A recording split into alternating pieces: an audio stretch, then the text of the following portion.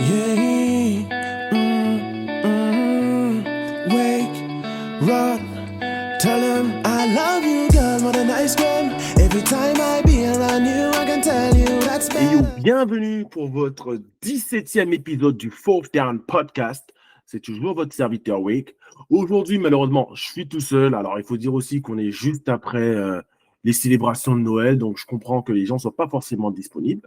Mais ça ne m'empêche qu'on va débriefer, qu'on va plutôt preview cette week 17 NFL, l'avant-dernière de la saison. Alors, on va tout de suite rentrer dans le vif du sujet. Premier match de la semaine. Les Jets de New York qui se déplacent dans l'Ohio pour affronter les Browns de Cleveland. C'est un match qui, sur le papier, est déséquilibré, clairement, puisqu'on a les Browns qui sont cotés à 1,21 et les Jets à 3,35. Alors, très honnêtement, quel est mon avis sur ce match? Les Browns devraient gagner, d'autant plus que dans leur rang, ils comptent le fameux Joe Fiasco, qui a encore été qui s'est encore mis en lumière la semaine dernière par sa performance, qui a permis aux Browns de largement l'emporter face aux Texans de Houston, alors qui était sans leur quarterback titulaire CJ Stroud, mais bon, il fallait quand même faire le taf, et il l'a fait bien aidé par Amari Cooper qui a établi un record de franchise avec 265 yards à la réception et 2 touchdowns. Ou un touchdown plutôt, et il a été vraiment énorme. Donc voilà, les deux ont été très bons. Joe Fiasco est très bon. En plus, il se déplace à New York où il va jouer donc contre son ancienne équipe, hein, les Jets de New York, chez qui il a évolué il y a l'année dernière, hein, plus tard que l'année dernière en effet. Donc match important pour lui, match important pour les Browns qui ont besoin de cette victoire pour se qualifier en playoff. Donc, match coup près. Franchement, alors, très honnêtement, les Browns vont gagner plutôt facilement. Alors, pas facilement, parce qu'en fait, ça va être un match défensif. C'est ce que les cotes me disent, les cotes me disent que ça va être un match défensif. De toute façon, on a deux des meilleures défenses de la ligue. Et que malgré tout, dans un match serré, où les défenses vont prendre le pas sur l'attaque, Cleveland va s'en sortir parce qu'ils ont le meilleur quarterback des deux équipes. On va avoir encore un affrontement entre Trevor Siemian et Joe Fiasco. Et concrètement, je préfère prendre Joe Fiasco par rapport à Trevor. Du coup, cette équipe de Cleveland va être très, très intéressante parce que depuis l'arrivée de Joe Fiasco, ça va faire son 4e match. Ils sont pas vaincus et offensivement, ils proposent des choses qu'ils n'ont pas proposées de la saison. Donc, si cette équipe arrive à être efficace offensivement et toujours aussi énorme défensivement, ils vont faire des dégâts en playoff. Clairement, c'est l'un des outsiders de ces playoffs. D'autant plus que le quarterback, Joe Flacco, je vais l'appeler correctement, a l'expérience des playoffs. Il a déjà remporté un Super Bowl en étant underdog tout au long des playoffs. Donc, il sait, le moment ne sera pas trop grand pour lui. Les playoffs, il connaît déjà, il maîtrise.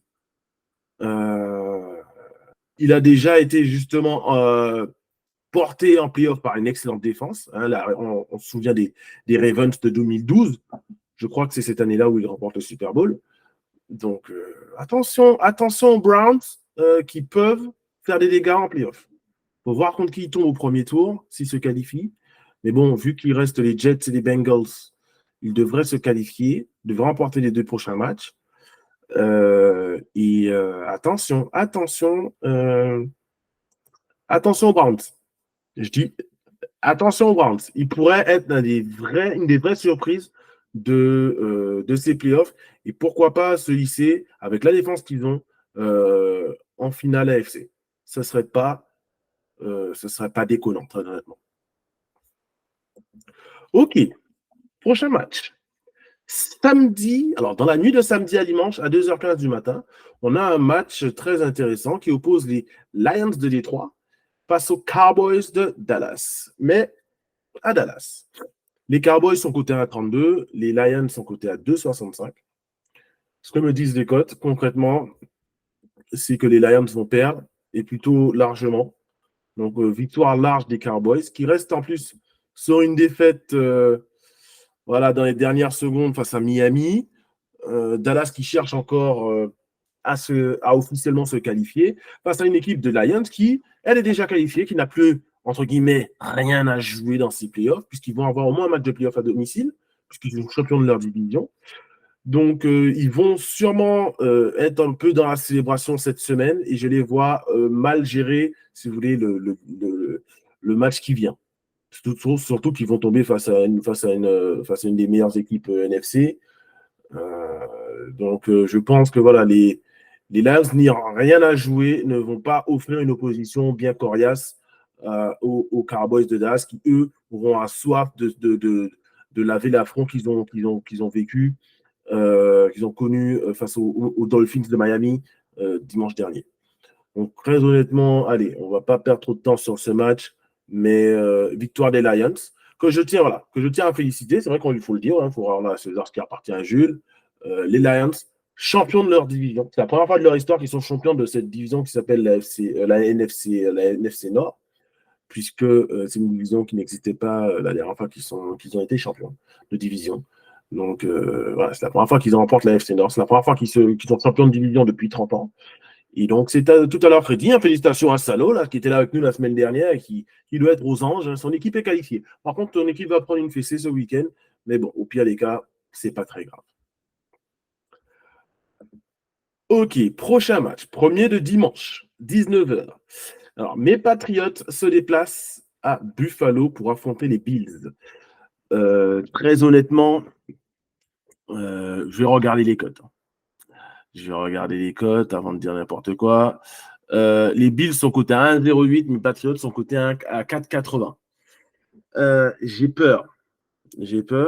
Alors, autant la semaine dernière, mes Patriots sont surpris en battant les Broncos à Denver en plus, avec une excellente performance de Bailey Zappi, encore une fois, et bien aidé par Ezekiel Elliott, par Demario Douglas et par une très bonne défense. On gagne le match 26-23. Donc voilà, c'est vraiment une bonne performance. On a marqué pas mal de points.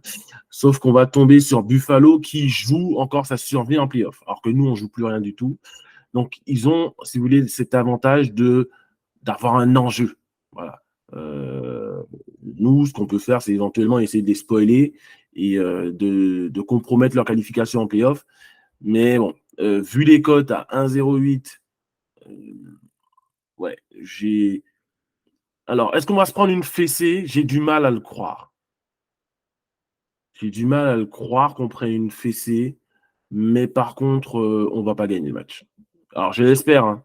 Encore une fois, je l'espère vraiment qu'on gagne ce match, mais on risque de le perdre. Hein. Honnêtement, les Bills ont vraiment absolument besoin de gagner ce match. Ils restent sur 3 victoires d'affilée, notamment face aux Chiefs, face aux Cowboys et aux Chargers. Alors, les Chargers, ça a été poussif, hein, ils ne gagnent que de 2 points. Alors, l'argument éventuel pour mes Patriots, c'est que les Bills, face aux moins bonnes équipes, jouent moins bien. Donc ça, si vous voulez, ça peut éventuellement être un facteur à prendre en compte. Peut-être qu'ils vont baisser de niveau et se mettre à notre niveau. Et donc, du coup, ce qui risque d'avoir un match serré, et sur un malentendu, sur un field goal réussi de 53 yards ou de 56 yards, on peut gagner le match. Donc, allez, je vais dire victoire de mes Patriots, mais encore une fois, ne me suivez pas sur ce bet parce qu'en fait, on n'a rien à jouer. Les Bills, eux, ont absolument, mais absolument besoin de cette victoire. Ok, prochain match de dimanche. Les Falcons d'Atlanta qui se rendent à Chicago dans l'Illinois pour affronter les Bears. Les Bears qui restent sur une victoire poussive, mais une victoire quand même face aux Cardinals d'Arizona, 27-16, avec un Justin Fields encore une fois efficace, même s'il a lancé une interception en end zone, et c'est pas forcément ce qu'on aime, mais voilà, victoire quand même, victoire importante, et victoire qui permet surtout aux Bears de croire encore à la qualification en playoff. Hein. Très honnêtement, s'ils remportent leurs 2 derniers matchs, ils ont encore la possibilité de se qualifier en playoff, sachant qu'ils rencontrent les Falcons et les Packers. Donc, il n'est pas de l'ordre de l'impossible qu'ils gagnent les 2 derniers matchs et qu'ils finissent avec un bilan de 8 victoires pour 9 défaites. Avec 8 victoires et 9 défaites en NFC, on se qualifie en playoff. Donc, à voir, à voir. Quelles sont les cotes? Regardez ça. Hop, hop, hop, hop, hop. Les cotes.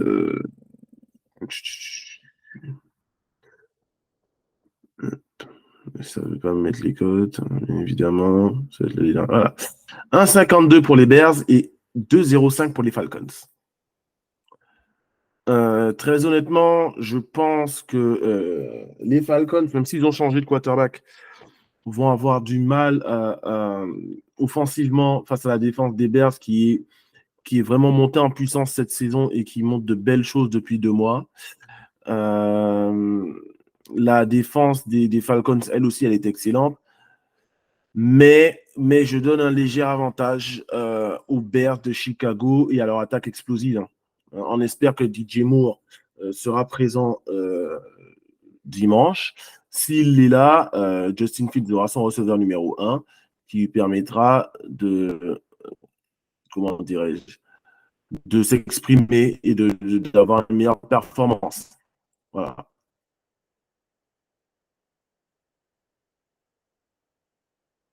La défense d'Atlanta est la 15e contre la course, donc avec de moyenne, c'est un peu le point fort de l'attaque des Bears de Chicago. Voilà, la différence peut faire là. Ça va être un match, à mon avis, serré, mais avantage Chicago.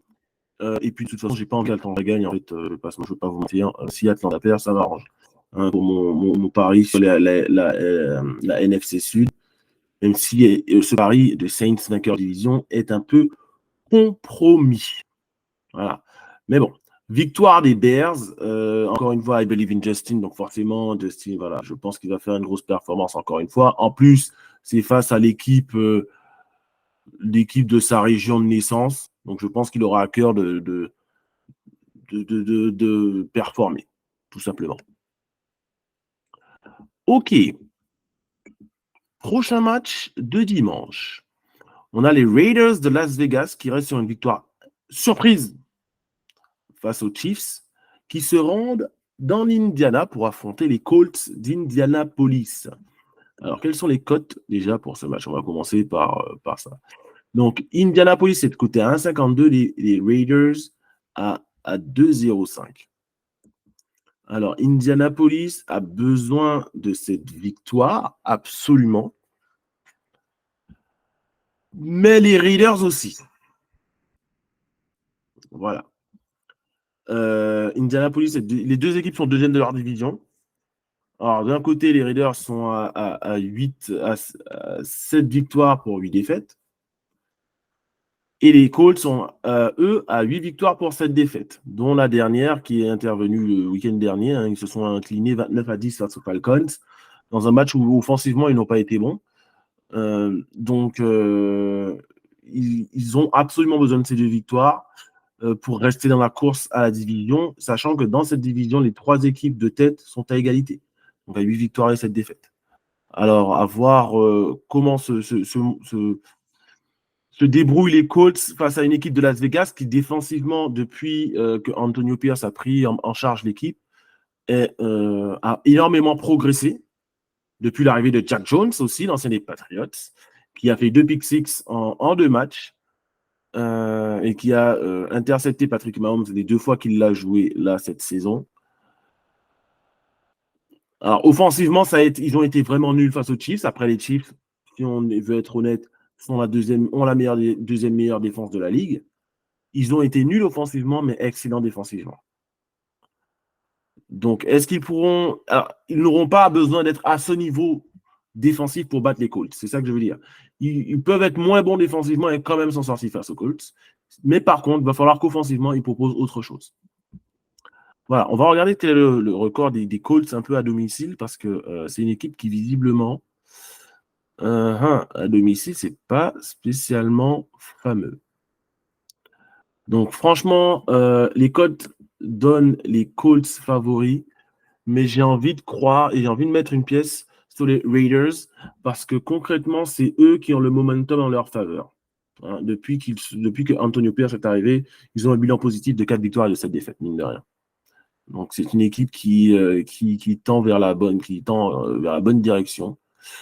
Et encore une fois, cette victoire est pour eux indispensable s'ils veulent atteindre les playoffs. Et d'ailleurs, tiens à le dire aussi, je pense que les Raiders ont trouvé leur coach pour l'année prochaine. Je pense que ce n'est pas la peine de chercher un autre coach qu'Antonio Pierce qui prouve, et en tout cas qui a prouvé pour l'instant lors de son intérim, qu'il a l'étoffe d'un coach en NFL. Clairement. Donc là, rendons à César ce qui appartient à Jules. Antonio Pierce est un coach NFL et plutôt un très bon coach NFL.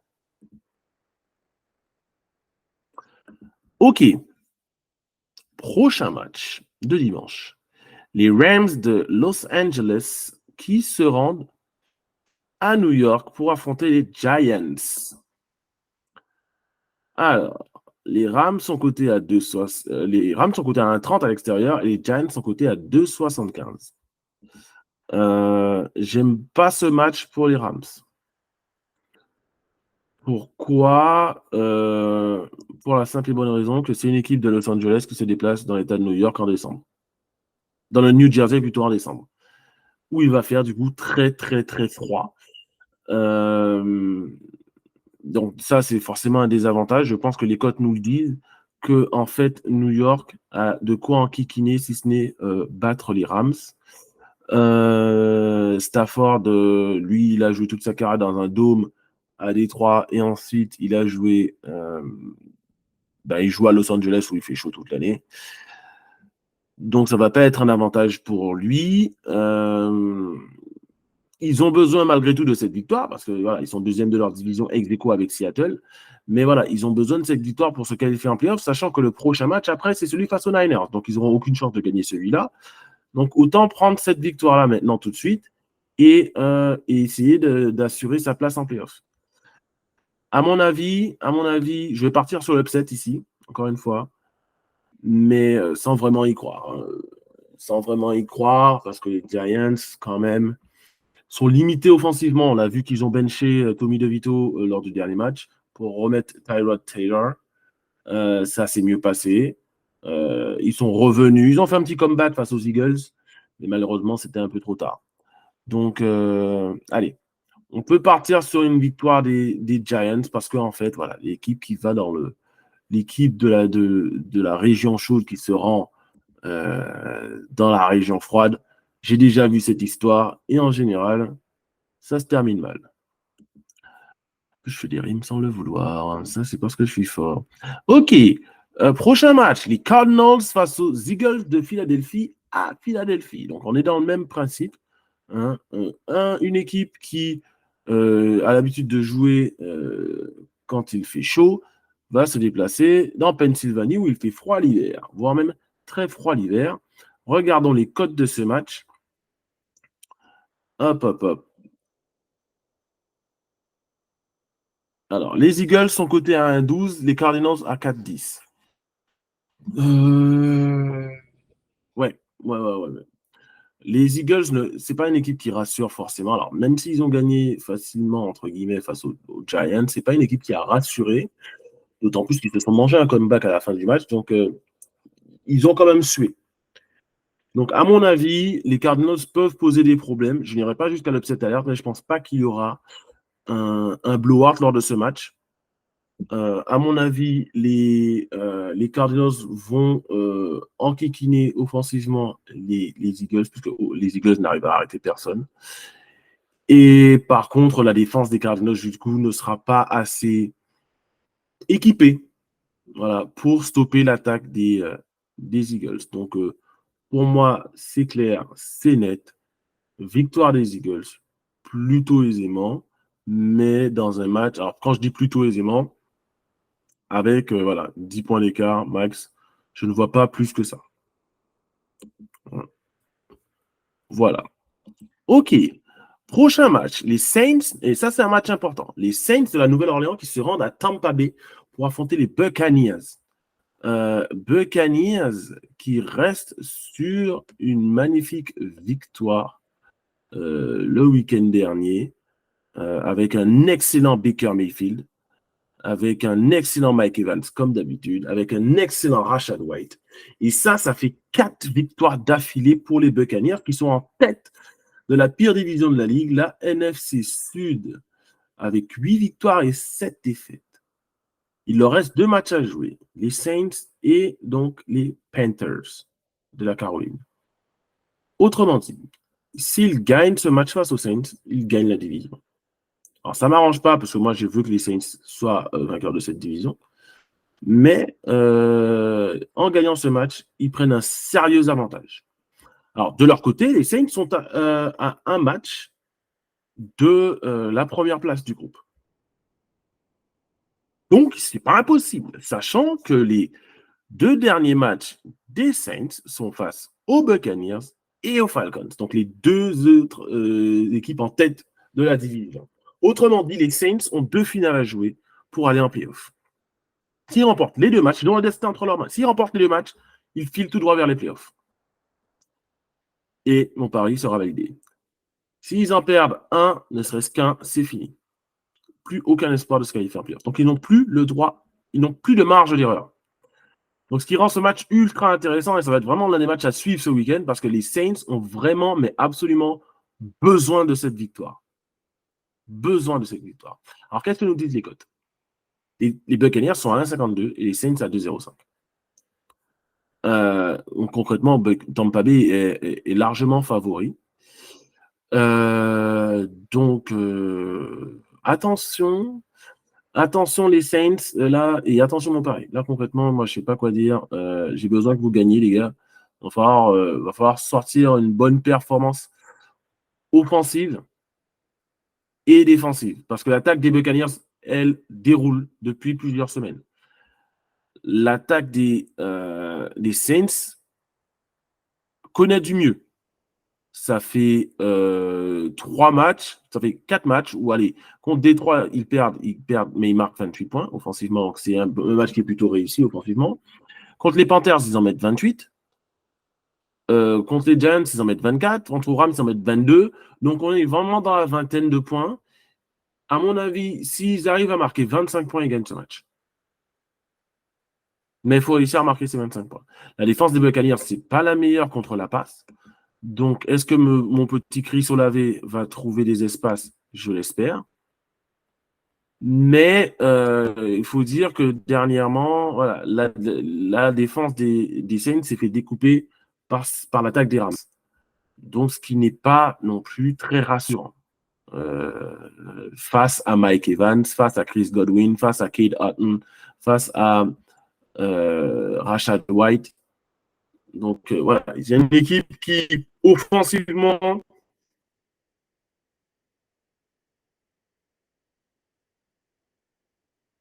déroule. Donc, il va falloir que les Saints soient capables de stopper cette attaque. Et qu'offensivement, de leur côté, ils soient assez efficaces pour marquer ne serait-ce que 25 points pour pouvoir s'assurer, à mon avis, la victoire de ce match. Donc,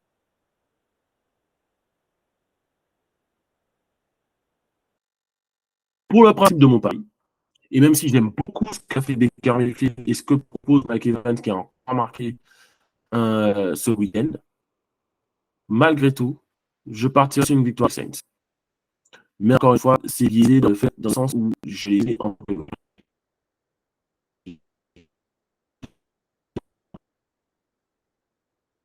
Mike Evans vaincu. Ça, voilà, on va pas mentir. Mike Evans va marquer. Mais est-ce que ça sera suffisant pour battre les Saints? J'espère que non. Mais franchement, ça, c'est l'un des matchs à suivre ce week-end. Donc, voilà. Mettez-vous le côté si vous parlez. De toute façon, si vous parlez sur Betclic, vous pouvez regarder le match en live. On va regarder le match sur Betclic quand vous avez de la news dessus. Ça vous permet de suivre le match sur votre téléphone, éventuellement le réseau sur votre télé si vous avez bien ça. Ok, prochain match. Un match à sens unique, donc je ne vais pas passer une éternité dessus. C'est les 49ers de San Francisco qui se rendent à Washington pour affronter les Commanders. Alors certes, c'est une équipe qui se déplace dans le froid de Washington, dans le Maryland. Une équipe de Los Angeles, de Californie. Mais ici, il n'y a pas photo. Il n'y a pas photo. Je vais expliquer rapidement une fois que j'aurai les cotes. Peut-être on va faire, je ne sais pas. Hop. Hop, voilà. Donc, les Commanders sont cotés à 4,90 à domicile et les 49ers à 1,07. Donc, voilà, il n'y a pas photographie. Chez les Commanders, on ne sait pas qui sera le quarterback titulaire. Ils ont benché Samuel, que je trouvais pour le coup, malgré tout, très bon cette année. Parce que voilà, il n'est pas aidé par sa ligne offensive. C'est le quarterback le plus saqué de la ligue. Il a été remplacé par l'ancien des Patriots, Jacoby Brissett, qui a fait une bonne entrée. Donc voilà, il y a une décision à prendre à ce niveau-là, même si je pense que du côté des Commanders, ils vont choisir Jacoby Brissett. Mais de toute façon, peu importe le quarterback qu'ils choisissent, ils vont tomber sur un os, et cet os s'appelle la défense des 49ers, qui a eu du mal face aux Ravens de Baltimore. Alors, elle a eu du mal, encore une fois, tout est relatif. Si Brock Purdy ne lance pas 4 interceptions, il est sûr que les Ravens ne marquent pas 33 points. Voilà. Donc là, ils vont. Le Lion a été blessé. Voilà, c'est ce qui est arrivé aux 49ers. C'est simple. C'est un match récent. Et malgré tout, Brock Purdy, donc, il envoie 4 interceptions. Et malgré tout, ils ne perdent que de 14 points. Avec 4 interceptions et un fumble dans le match. Donc 5 turnovers. Avec, encore une fois, 5 turnovers. Les 49ers n'ont perdu que de 14 points. Donc attention, là, le lion a été blessé, la bête a été blessée, donc elle va répondre. Et malheureusement, pour les Commanders, la réponse, elle va se faire à Washington. Et comme ils sont énervés, là, on a un petit peu énervé les 49ers, ils vont dérouler, ils vont arriver à Washington et écraser tout ce qu'ils vont voir sur leur passage, très honnêtement. Et sur leur passage, il y a les Commanders, et peu importe le quarterback qu'ils mettront en tant que titulaire. Donc, ouais, victoire des 49ers, easy. En plus, qui va arrêter Brandon Ayuk, Deebo Samuel, George Kittle et CMC du côté de la pauvre défense contre la passe des Commanders? Personne. Personne. Donc, Brock Purdy va récupérer de son mauvais match de mardi, de lundi, dans la nuit de lundi à mardi, et gagner plutôt facilement face aux Commanders qui, de toute façon, ne jouent plus rien puisqu'ils sont officiellement éliminés de la course au playoff. Alors que les 49ers, eux, ils veulent cette place de tête de série numéro 1, qui est importante pour eux et qui est ultra importante, bien évidemment, pour n'importe qui d'ailleurs, en playoff. D'ailleurs, je rappelle que cette place de tête de série numéro 1 assure donc déjà de ne pas avoir un seul match à l'extérieur en playoff, et ensuite assure aussi une semaine de repos. Voilà, la première semaine des playoffs sera off pour la tête de série numéro 1. Donc c'est un match important pour les 49ers, déjà rien que pour leur confiance et le fait que voilà, ils ont une forme de fierté qu'ils vont essayer de rebondir après la mauvaise performance de week-end dernier, mais d'autant plus qu'il y a une importance pour la suite de la compétition et donc des playoffs. Voilà, petit mot sur le match, de ce que j'ai vu, puisque je n'ai pas regardé en live. Alors, Brock Purdy a 4 interceptions. OK. Sur les 4 interceptions, il y a un ballon qui est typé, intercepté. Ça arrive, hein, je ne dis pas que ce n'est pas de sa faute, mais voilà, bon, un peu la faute, tu n'as pas de chance aussi. Il y a un peu de malchance sur ce coup-là. Il a un ballon qui est typé par un défenseur aussi, qui est dévié par un joueur de ligne qui finit en interception. Donc voilà, il y a déjà sur les 4 interceptions, 2 où tu te dis, bon, ben, franchement, tu les refais 9 fois sur 10, il n'y a pas d'interception. Donc voilà, ils n'ont pas été spécialement bons. Et puis il y a même un pick six. Hein, donc voilà, ils n'ont pas été spécialement bons. Ils ont fait des erreurs, ils les ont payés. Mais au final, avec 5 turnovers, ils n'ont perdu que de 14 points. Voilà. Espérons d'ailleurs que Trent Williams aille mieux parce qu'il est sorti un petit peu blessé de la rencontre, le left tackle des 49ers. On en saura un peu plus, mais en vrai, face aux Commanders, il peut se reposer. Voilà. Il peut prendre une semaine de repos et essayer de revenir un peu plus fort pour le dernier match de la saison face aux Rams de Los Angeles. OK. Prochain match dans la liste. Un match qui a son importance. Les Panthers de la Caroline qui se déplacent à Jacksonville pour affronter les Jaguars. les Jaguars côté à 1,23 et les Panthers côté à 3,10. Panthers de la Caroline qui reste sur une défaite serrée malgré tout, dans un match serré face à Green Bay. Les Panthers qui proposent de belles choses depuis 2 semaines, hein, donc de belles choses. Alors, il y a une semaine, c'était compliqué parce que, bien évidemment, il y avait des conditions dantesques, mais ils ont fait une performance qui leur a permis de battre les Falcons. Donc ça, alors qu'ils étaient underdog. Ils n'étaient vraiment pas favoris de ce match. Ils ont réussi à le gagner. De l'autre côté, on a des Jaguars qui n'avancent plus, qui restent sur 4 défaites d'affilée. Et quand je dis 4 défaites d'affilée, sur les 4 défaites d'affilée, ils prennent 3 fois plus de 30 points. Ce qui est problématique. Ce qui est problématique parce que Jacksonville stagne. Jacksonville est toujours en tête de sa division, ex aequo alors avec Indianapolis et Houston. Mais là, si ça devait s'arrêter aujourd'hui, c'est Jacksonville qui irait en playoff. Ils ont absolument besoin de cette victoire. Il leur reste 2 matchs. Ils ont donc les Panthers et les Titans du Tennessee. 2 équipes qui ne jouent plus rien. Mais ce qui me fait peur, c'est que déjà Trevor Lawrence est out. À mon avis, il ne va pas jouer puisqu'il s'est blessé à l'épaule. Et puis, de toute façon, il n'est peut-être pas bon. Donc, ce qui veut dire qu'on aura un CJ Beathard en quarterback titulaire face à une défense des Panthers qui est excellente contre la passe. Et ça, c'est le point fort de Jacksonville. Donc, il va falloir que Jacksonville s'appuie sur son jeu de course, ce qu'ils n'ont pas su faire depuis le début de l'année. Même si Travis Etienne a fait une bonne saison, il fait plutôt une bonne saison à la réception qu'à la course. Donc, attention. Les Jaguars sont en danger. Les Jaguars sont en danger et on n'est pas à l'abri ici d'un upset alert. Très honnêtement. Si Jacksonville perd ce match, je ne serais pas surpris. Parce que d'une façon, il reste sur 4 défaites d'affilée. Et de 2, le quarterback titulaire ne devrait pas jouer à mon avis. Donc, match compliqué et pour moi, potentielle défaite. Après, ça m'arrange aussi, encore une fois, parce que j'ai mis Houston vainqueur de division. Voilà. Donc, j'ai besoin que Houston gagne. Je ne suis pas du tout impartial sur ce coup-là. Mais il y a quand même des éléments qui prouvent que Jacksonville aura un match compliqué, si ce n'est très compliqué face à la plus mauvaise équipe de la Ligue. OK, prochain match. L'un des matchs phares, si ce n'est le match phare de cette semaine, en tout cas de ce dimanche, ça c'est sûr, c'est les Dolphins de Miami qui se déplacent à Baltimore pour affronter les Ravens qui restent sur une victoire étincelante face aux 49ers de San Francisco. Hein. Et les Dolphins qui, eux, restent sur une victoire serrée, mais une victoire quand même. La première de l'année face à une équipe qui a un bilan positif.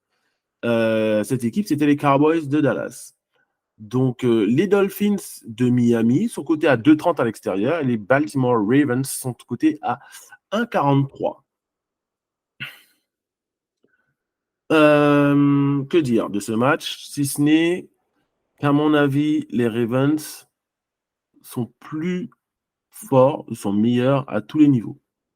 La défense est meilleure, la défense des Ravens. Leur quarterback est meilleur. Le quarterback des Ravens, Lamar Jackson, qui, le week-end dernier, sauf accident, hein, là, s'il s'effondre dimanche et le match d'après, sauf accident, Lamar Jackson devrait être MVP de la Ligue. Et donc, Miami, qui, de son côté, sera privé vraisemblablement de Jalen Waddle, de Tyreek Hill, et donc déjà, rien que ces deux-là, c'est déjà pas mal. Attention, là, on risque encore une fois un blowout. S'il n'y a ni Tyreek Hill ni Jalen Waddle, on risque d'avoir un blowout des Ravens face aux Dolphins parce que je ne vois pas comment les Dolphins vont pouvoir rivaliser offensivement, surtout face à la défense des Ravens de Baltimore qui vient de shutdown des meilleures attaques de la Ligue. Donc, attention. Alors, là où je m'inquiète un petit peu, c'est, si vous voulez, cette euphorie qui entoure les Ravens. Moi, je ne suis pas un grand fan de tout ça parce qu'on est en pleine saison régulière et que les gars, ils peuvent perdre en concentration et se faire surprendre le match après une énorme performance. C'est souvent ce qui arrive. Après une énorme performance, on se fait souvent surprendre le match qui suit. Pour preuve, les Dolphins ont gagné plus tôt cette saison sur un score historique face aux Broncos de Denver, 70 à 20. Et puis le match d'après, littéralement le match d'après, se sont pris 40 points. Donc, il est toujours difficile de redescendre sur terre. Donc, attention à ça côté Ravens. Mais malgré tout, je leur fais confiance parce que c'est une équipe expérimentée. Donc, à mon avis, victoire des Ravens dans un match normalement qui ne devrait pas être serré. Ok, prochain match qui m'intéresse fortement. Les Titans du Tennessee qui se rendent à Houston pour affronter les Texans. Alors, pourquoi ça m'intéresse? Parce qu'encore une fois, j'ai mis les Texans vainqueurs de division. Ce qui est encore tout à fait possible. S'ils gagnent le match de dimanche face à Tennessee, qui, lui, alors, même si c'est un match de division, n'a plus rien à jouer. Donc, à mon avis, CJ Stroud devrait être de retour, je l'espère. S'il ne l'est pas, c'est encore une autre histoire. Mais avec le retour de CJ Stroud, ça devrait suffire pour que les Texans de Houston remportent le match face à des Titans du Tennessee qui sont absolument nullissimes contre la passe. Donc, victoire, à mon avis, des Texans qui n'auront que pour job de stopper Derrick Henry, sachant que contre la course, ils ne sont pas mauvais. Donc, ça tombe bien. Victoire, du coup, des Texans. Et très honnêtement, je ne sais même pas si ce sera un match qui sera serré. Très honnêtement, je ne sais même pas si ce match-là sera serré. Donc, victoire des Texans, plutôt aisément. Si, bien évidemment, si et seulement si CJ Stroud est titulaire. Si c'est Case Keenum, alors ils ont toujours une chance de gagner ce match, mais ces chances diminuent fortement. Ok, prochain match, les Steelers de Pittsburgh qui se rendent à Seattle pour affronter les Seahawks. Match intéressant parce que pour le coup, Pittsburgh a surpris le week-end dernier, la semaine dernière, jeudi dernier, en l'emportant, c'est pas jeudi, c'était samedi dernier, en l'emportant très facilement face aux Bengals de Cincinnati, avec un excellent Mason Rudolph, qui a trouvé un excellent George Pickens à 2 reprises sur des longs touchdowns qui ont permis de me valider une cote à 30 et aussi qui ont permis aux Steelers de renouer avec la victoire puisqu'ils restaient sur 3 défaites d'affilée. Donc les Steelers jouent encore leur qualification en playoff. S'ils remportent leurs 2 derniers matchs, ils devraient pouvoir se qualifier puisqu'ils seraient à 10 victoires pour cette défaite. Normalement, ça devrait suffire en AFC, même si ce n'est pas forcément garanti, mais ils seraient dans le coup. Là, s'ils perdent le match de dimanche, ils sont out pour la course au playoff. Tout comme, du coup, du côté des Seahawks, qui, eux, pareil, ont un bilan de 8 victoires et 7 défaites, mais qui ont besoin de cette victoire parce qu'ils sont 3e de leur division. Ils ont besoin de cette victoire pour se qualifier en playoff. Je ne sais pas si ce sera suffisant, un bilan de 8 victoires et de 7 défaites. Ils rencontrent les Steelers, ils rencontrent les Cardinals. Donc, autant dire que le dernier match, c'est une victoire. Mais, voilà, ils ont besoin absolument de ce match en plus pour se qualifier en playoff. Ils match-up bien face aux Steelers. Ouais, je sais pas. La défense des Steelers est quand même excellente. Voyons voir. Steelers de Pittsburgh. Contre la course, il y a une petite faiblesse puisqu'ils sont 20e. Contre la passe, non, c'est pas ce que je voulais. Alors, contre la passe, le week-end dernier, alors ils ont été très bons puisqu'ils ont réussi à contenir plus ou moins T. Higgins, même si je pense que qu'il n'avait pas assez de target, tout simplement. Mais contre la passe, Pittsburgh est 21e. Donc, c'est une défense qui encaisse contre la passe et contre la course, mais reste excellente parce qu'elle a l'un des meilleurs pass rush de la ligue. Il est l'un des meilleurs joueurs défensifs de la ligue en TJ Watt. Donc, est-ce que Mason Rudolph sera capable d'enchaîner 2 performances? En fait, il est vraiment là le point sensible. Est-ce que Mason Rudolph sera capable d'enchaîner 2 excellentes performances d'affilée? il ne nous l'a jamais montré auparavant, donc je vois pas pourquoi ça arriverait aujourd'hui. Donc, je pencherais plutôt pour une victoire des Seahawks. Alors, je vais vous donner les cotes. Seattle à 1,46 à domicile et Pittsburgh à 2,20. À mon avis, ouais. Victoire des Seahawks, plutôt tranquille face aux Steelers parce que ils ont tout simplement le meilleur quarterback des deux équipes. OK. Prochain match. Les Chargers de Los Angeles qui se rendent à Denver pour affronter les Broncos. Interesting. Les Broncos sont à 1,33, les Chargers à 2,60. Est-ce que je trouve ça normal? Je trouve ça un peu élevé, surtout quand on sait que le quarterback titulaire des Chargers, c'est Easton Stick, qui m'a aussi fait gagner pas mal en marquant, puisqu'il était coté à 7. Les Broncos qui ont un peu dit adieu à leur chance de qualification en playoff le week-end dernier en s'inclinant face à mes Patriots. Les Broncos ont absolument besoin d'une victoire, là, il ne faut pas se mentir, face aux Chargers qui, eux, n'ont plus rien à jouer et qui ont perdu leur quarterback titulaire aussi, comme je l'ai dit précédemment. Donc, sans cette victoire, c'est fini pour les playoffs. Ça, c'est clair et net pour les Broncos, on ne va pas se mentir. Avec cette victoire, ils maintiennent un espoir et se donnent des chances de se qualifier en playoff. Donc, vu l'état de la défense des Chargers, je partirai sur les Broncos en espérant que Courtland Sutton sera là, parce qu'il est important dans cette équipe. Et ensuite, si les Chargers gagnent, ils auront un peu une finale à jouer lors du dernier match de la saison régulière face aux Raiders de Los Angeles. Donc, pour le coup, vu les cotes, je mets victoire des Broncos. Même si je pense que le match sera beaucoup plus serré que la défaite, par exemple, des Chargers 63 très peu face aux Raiders. Je pense que le match sera beaucoup plus serré que ça et que ça risque de se terminer avec moins de 10 points d'écart, à mon avis, vu les cotes. Prochain match. Alors, ça aurait été une affiche. C'était une affiche en début de saison, ça ne l'est plus puisque Joe Burrow est blessé. Mais Cincinnati se rend à Kansas City pour affronter les Chiefs. Donc, ils se rendent dans le Missouri à affronter les Chiefs de Kansas City. Cincinnati qui reste sur une défaite écrasante et surprenante face à Pittsburgh. Jake Browning, malheureusement, un peu redescendu sur terre. On disait la semaine dernière avec Sano qu'il avait gagné de l'argent. Et bien là, il en a perdu. Mais il est encore temps de se rattraper. Alors, le problème pour lui, c'est que ce n'est pas le meilleur moment pour se rattraper ou ce n'est pas la meilleure équipe face à laquelle on peut se rattraper, puisque c'est l'une des meilleures défenses, toutes meilleures défenses de la Ligue, actuellement la deuxième, les Chiefs. Contre la passe, sont excellents. J'ai vu le match fait Trent McDuffie face à Davante Adams la semaine dernière, le cornerback des Chiefs face au receveur star des Raiders. Il est en très très grande forme. Donc, il va falloir que Cincinnati se repose sur son jeu de course. Ça tombe bien, Joe Mixon est en forme. Donc, le salut passe par là.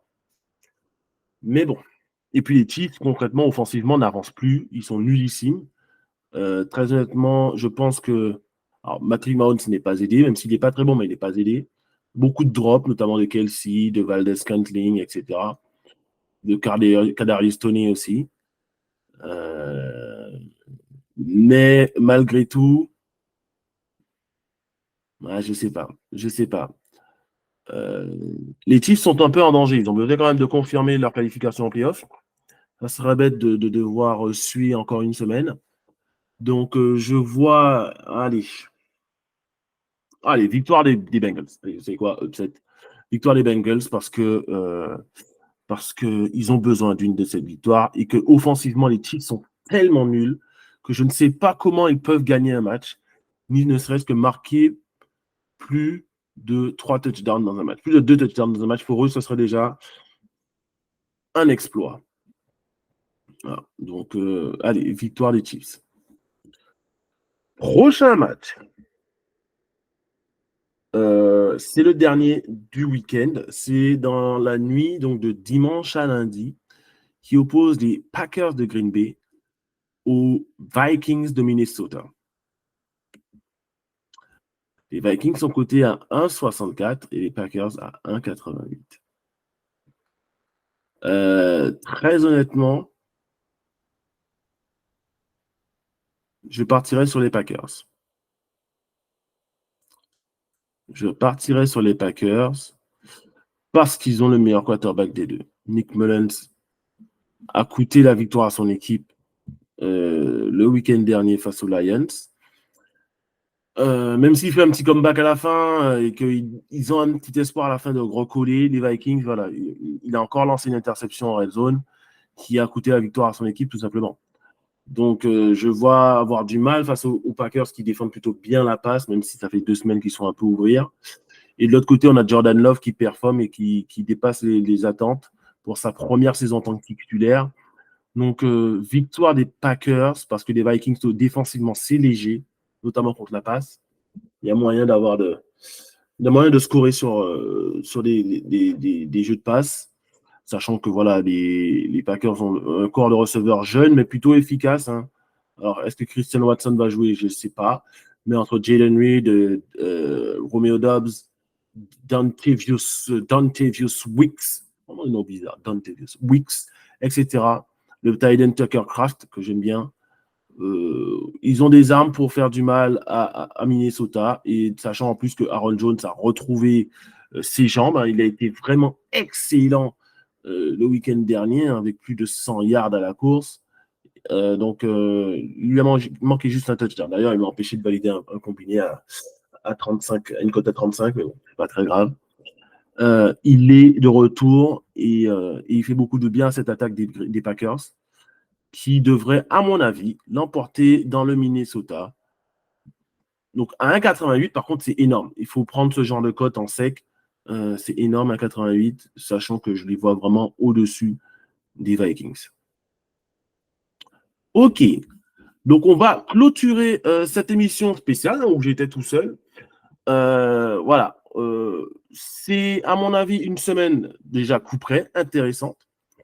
Il y a des choix à faire. Je dois balancer des marqueurs, bien évidemment, tout au long du week-end et déjà pour le match de jeudi soir. J'ai déjà ma petite idée, mais bon, je garde ça pour ceux qui me suivent sur Twitter ou sur X, ou peu importe comment ça s'appelle. Et du coup, donc il nous reste une seule émission de saison régulière, donc avec quand même pas mal de matchs à preview, puisque toutes les équipes jouent. Et à partir de la semaine d'après, on aura le Super Wildcard. Et du coup, beaucoup de matchs à preview. Ce qui veut dire qu'on aura un peu plus de place pour parler des championnats universitaires et des playoffs universitaires qui arrivent très, très bientôt.